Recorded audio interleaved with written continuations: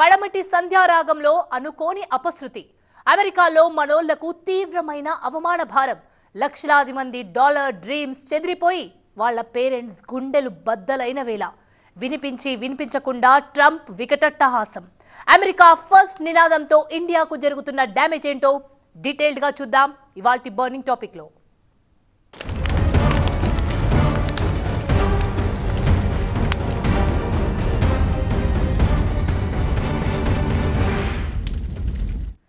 జనవరి 20 America 47వ అధ్యక్షుడిగా Donald Trump కుర్చీనెక్కిన రోజు.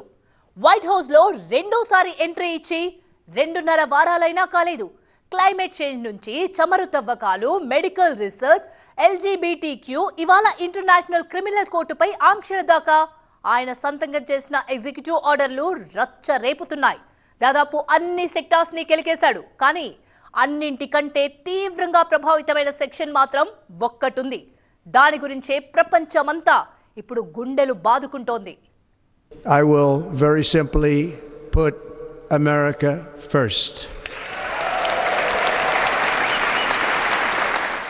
అధ్యక్షుడిగా తొలి ప్రసంగంలోనే తానేం చేయబోతున్నాడో క్లారిటీ ఇచ్చేశారు ట్రంప్. అమెరికాలో స్వర్ణయుగం మొదలైందని, వలసలు, సరిహద్దు భద్రత, పౌరసత్వమే తన ఫస్ట్ ప్రియారిటీ అని చెప్పినప్పుడే అక్కడుండే లక్షలాది ప్రవాసులకు ఎడమ కన్ను అదిరింది. మైగ్రేషన్ పాలసీని సమూలంగా మార్చిపారేసి ఇల్లీగల్ మైగ్రెంట్స్ మీద పగబట్టాడు మన డొనాల్డ్ అన్న. ముఖ్యంగా అమెరికాలో ఉంటున్న ఇండియన్ మైగ్రెంట్సే ట్రంప్ మాస్టర్ కి ఫస్ట్ టార్గెట్ అయ్యారు. I will very simply put America first. అక్రమంగా మా దేశంలో ఉంటున్న మీ వాళ్ల సంఖ్య 7,25,000. వీళ్లలో 18,000 మందిని రౌండప్ చేశాం. 205 మంది పేర్ల మీద అండర్లైన్ చేసుకున్నాం. మీ దేశానికి పంపించేస్తున్నాం. ఇది ప్రెసిడెన్షియల్ ఆర్డర్ అని చాటింపు వేసి మరీ పంపించేసింది అమెరికాలో కొత్త గవర్నమెంట్. ఒక్కొక్కరి మీద 4 లక్షలు ఖర్చు పెట్టి మిలిటరీ విమానం ఎక్కించి టెక్సస్ నుంచి అమృత్సర్ కి డిపోర్ట్ చేసింది అమెరికా. దీన్ని బట్టి అర్థమవుతోంది మనోళ్ల మీద ట్రంప్ సారు ఎంత సీరియస్ గా ఉన్నారు.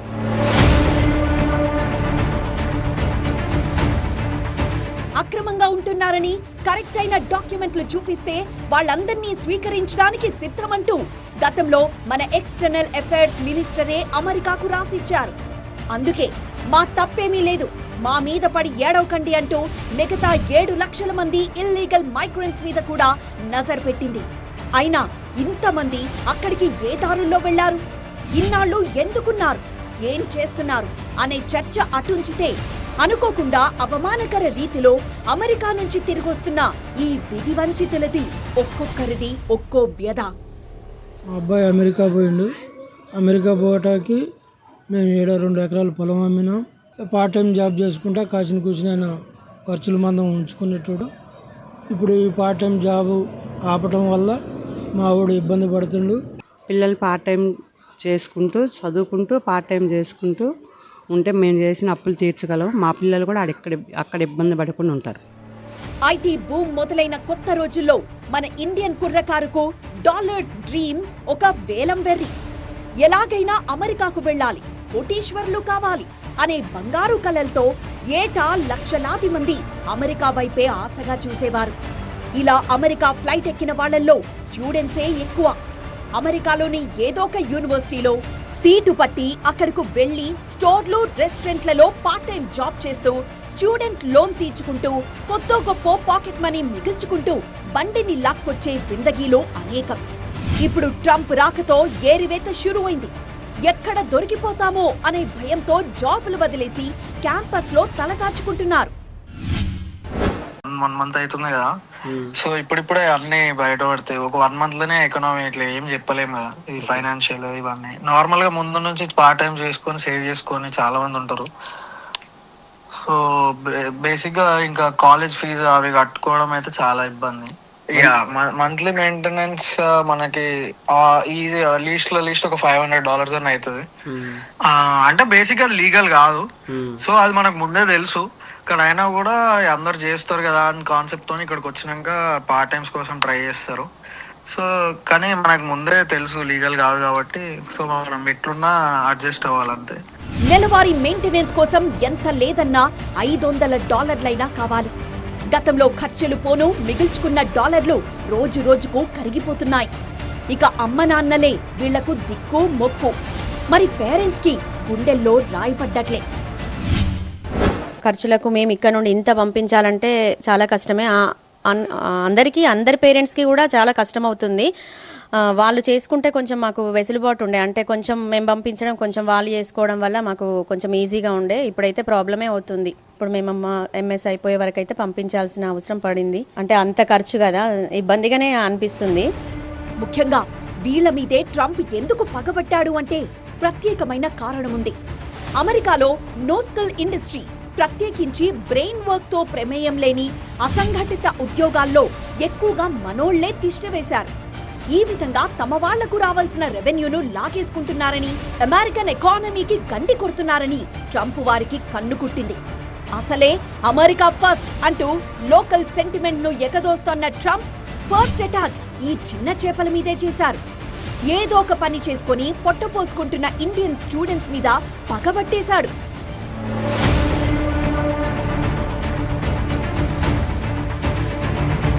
అప్పో సొప్పో చేసి పిల్లల్ని అమెరికా పంపించిన తల్లిదండ్రులు ఇప్పుడు అక్కడున్న తమ పిల్లలకు తిండి గూడు గుడ్డ కూడా తమ ఖర్చులతోనే ఏర్పాటు చేయాల్సిన దీనావస్థ.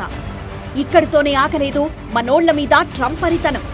తమ దేశంలో పుట్టిన విదేశీయులకు ఆల్రెడీ బర్త్ రైట్ రద్దు చేశారు. అటు గ్రీన్ కార్డు ప్రాసెసింగ్ లో ఉన్న వారికి ట్రంప్ తీసుకురాబోయే కొత్త రూల్స్ తలనొప్పిగా మారబోతున్నాయి. ఇమిగ్రేషన్ పాలసీ సంస్కరణ కోసం చేసిన సిఫార్సులు అమెరికన్ కాంగ్రెస్ లో పాస్ అయితే ఇండియా నుంచి వచ్చే వాళ్లకు సినిమా కష్టాలు తప్పవన్నమాట.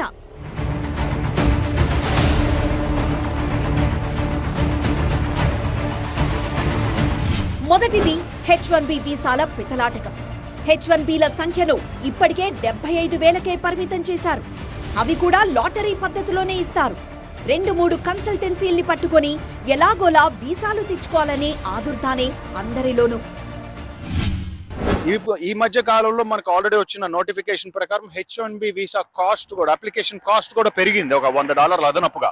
ఈ యొక్క కాస్ట్ కి పెరగకుండా అక్కడ అప్పులు చేసైనా, ఇండియాలో తల్లిదండ్రుల చేత అప్పులు చేయించైనా, లేదా వారి ఆర్థిక స్తోమత ఉంటే గనక బేసికల్లీ ఒక 4-5 అప్లికేషన్లు పెట్టి లాటరీలో ఎలా అయినా పిక్ అవ్వాలనేదే గట్టి సంకల్పంతో ముందుకెళ్ళడం జరుగుతుంది. సో ఇక డిపెండెంట్ వీసాలపై ఆంక్షలు. ఇప్పటిదాకా H4 వీసాదారులకు ఉద్యోగాలు చేసుకోవచ్చనే వెసులుబాటుంది. ఆ రిలీఫ్ కు ఇక మీదట నో చెప్పబోతోంది ట్రంప్ సర్కార్. గ్రీన్ కార్డ్ ప్రాసెస్ లో కీలకమైన I-140 దశలో H1B ఎక్స్టెన్షన్ ఆటోమేటిక్ గానే ఉండేది. ఇక మీదట అది రద్దవుతుందట. ఇప్పుడున్న పరిస్థితుల్లో గ్రీన్ కార్డ్ రావడమే గగనం. గతంలో 8 ఏళ్లలో వచ్చేసే సిటిజన్షిప్ కోసం ఇప్పుడు జీవితకాలం ఎదురు చూడక తప్పదా? ఇక్కడున్న భారతీయులు చెప్పడం ఏంటంటే అసలు వారికి గ్రీన్ కార్డ్ వస్తుందని హోప్ కూడా లేరు. వారు రిటైర్ అయ్యే లోపల వాళ్ళ పిల్లలు సిటిజన్స్ కాబట్టి, ఇక్కడ పుట్టారు కాబట్టి మేబీ ఆ సిటిజన్షిప్ మీద వాళ్ళకి కాస్త వెసులుబాటు ఉండే అవకాశాలు ఉంటాయేమో ఒకవేళ ఇండియాకి వెళ్ళిపోతే కనుక ఈ కొత్త ప్రాసెస్ లో అనే ఒక సొలేస్ కోసం ఎత్తుక్కుంటున్నారు అనమాట.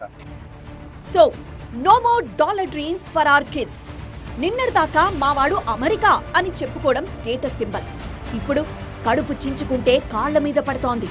బంగారు కలలు బండబారిపోతున్నాయి. యుఎస్ లో స్టూడెంట్ ప్రాణం తీసిన డిపోర్టేషన్ టెన్షన్. ఫెడరల్ అధికారులు పాస్పోర్ట్ స్వాధీనం చేసుకోవడంతో న్యూయార్క్ లో ఒక విద్యార్థి ఆత్మహత్యకు పాల్పడ్డారు అన్నది బ్రేకింగ్ న్యూస్. మాస్టర్స్ కోసం అమెరికా వెళ్లిన అతను పార్ట్ టైం జాబ్ చేస్తున్నట్టు తనిఖీలో గుర్తించారట. అరెస్టు చేస్తారని, బేడీలేసి వెనక్కి పంపుతారని భయపడి పనిచేస్తున్న చోటే ప్రాణం తీసుకున్నారట. డాలర్ డ్రీమ్స్ శకంలో ఇటువంటి కడు విషాదాన్ని చవిచూస్తామని కలలోనైనా ఊహించామా? డిపోర్టేషన్ టెర్రర్ ఇండియాకు కొత్త కాదు, అమెరికాకు కొత్త కాదు. 2009 నుంచి 15 ఏళ్లలో మొత్తం 15,756 మందిని అమెరికన్ గవర్నమెంట్ జల్లెడ పట్టి లెక్క తేల్చి ఇండియాలో దిగబెట్టింది. ఈ విషయాన్ని విదేశాంగ మంత్రి జైశంకరే రాజ్యసభలో సెలవిచ్చారు. సో ఉంటున్నదే అక్రమంగా గనుక వెనక్కి పంపడం తప్పు కాదు, పంపిన విధానమే తప్పు. దాని గురించి అమెరికాతో మాట్లాడతామనేది మన ప్రభుత్వ స్పందన. అడ్డదారిలో అమెరికా వెళ్లడాన్ని డంకీ రూట్ అని ముద్దుగా పిలుచుకుంటారు. వీళ్లంతా నేరుగా అమెరికాకు వెళ్లరు. అమెరికా పొరుగునే ఉండే ఈక్వడార్ లాంటి వీసా ఫ్రెండ్లీ దేశాలకు వెళ్లి అక్కడి నుంచి నకిలీ ఏజెంట్లు, ఫేక్ డాక్యుమెంట్ల సాయంతో అమెరికా గడ్డ మీద అడుగు పెడతారు. ఇంత రిస్క్ తీసుకుని ఎందుకు వెళ్తారు అంటే డబ్బు సంపాదనతో పాటు చాలా కారణాలుంటాయి. అయితే మాత్రం కూనీకోరుల్లా ట్రీట్ చేస్తారా, బేడీలేసి పంపిస్తారా అనేది ఒక అభ్యంతరం. యుద్ధ ఖైదీలను, అజ్మల్ కసబ్ లాంటి కర్కోటకుల్ని కూడా గౌరవప్రదంగా చూసిన చరిత్రుంది మనకు. కానీ అక్రమంగా వలసొచ్చారన్న కారణంతో మహిళలు, చిన్నపిల్లలకు సైతం కాళ్లకు చైన్లు కట్టి చేతులకు బేడేలు వేసి తీసుకురావడమే గుండెలు తరుక్కుపోయే విషయం. ఈ యుద్ధ విమానంలో పంపడం, వాళ్ళకు కాళ్ళకు చేతులకు బేడీలు వేయడము, ఇవన్నీ భారతదేశంలో చాలా మంది అంటే ఇది అంటే మానవ హక్కుల ఉల్లంఘనగా మాట్లాడుతున్నారు. కాకపోతే ఈ ల్యాండ్ మీద నేరం చేసినప్పుడు తప్పకుండా బేడీలు వేస్తారు. ఇది ఎవరైనా అమెరికన్ సిటిజన్ అయినా వేరే ఎవరైనా. ఇది రెండో విడతలో మరో 487 మంది ఇండియన్స్ ని డీపోర్ట్ చేయబోతోంది అమెరికా. స్టాండర్డ్ ఆపరేటింగ్ ప్రొసీజర్స్ పై ఇప్పటికే మన ప్రభుత్వంతో మాట్లాడుకుంది కూడా. ఈసారైనా మా వాళ్లను గౌరవంగా పంపండి అన్న రిక్వెస్ట్ ను కూడా ఓకే చేసింది.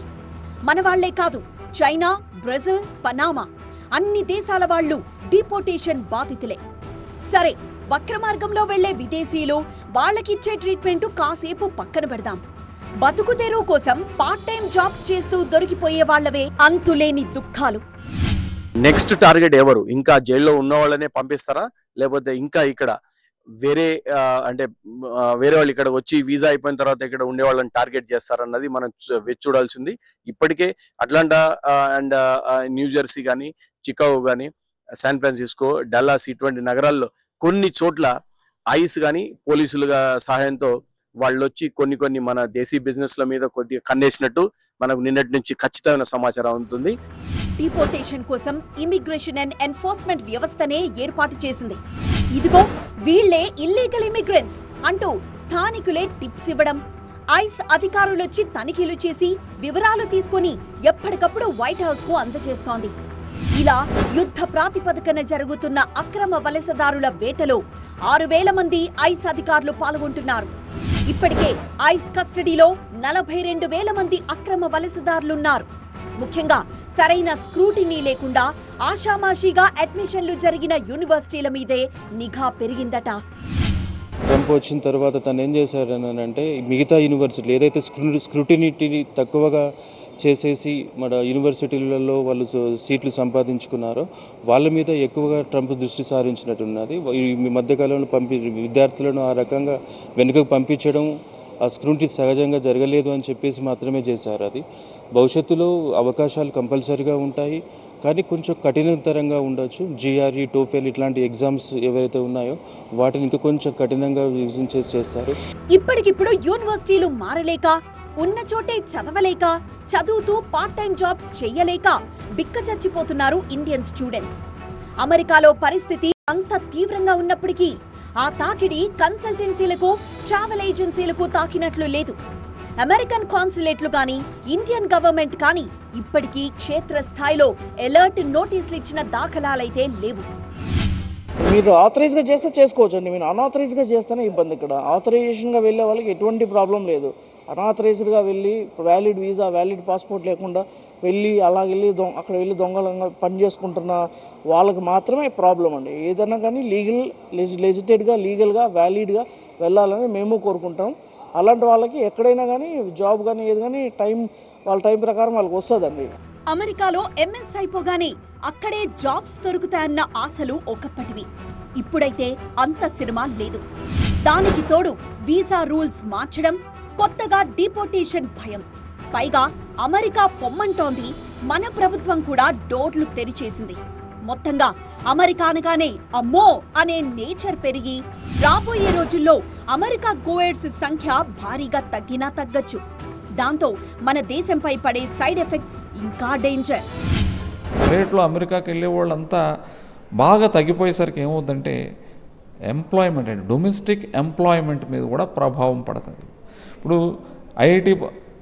ఐఐటీస్లో ఉన్న ప్రొఫెషనల్స్ వీళ్ళంతా అమెరికాలో వెళ్ళి సెటిల్ అవుతున్నారు అంటే డొమెస్టిక్గా వచ్చిన జాబ్స్లో మిగతా ఇంజనీర్స్ మిగతా కోర్సెస్ చేసిన వాళ్ళు ఆక్యుపై చేస్తున్నారు. ఇప్పుడు అమెరికా వెళ్ళే పరిస్థితి లేదు అంటే వీళ్ళందరూ కూడా డొమెస్టిక్గా ఉన్న జాబ్స్కి సెటిల్ అవ్వాల్సి వస్తుంది. ఇండియాలో అన్ఎంప్లాయ్మెంట్ ఖచ్చితంగా పెరిగే అవకాశం ఉంది.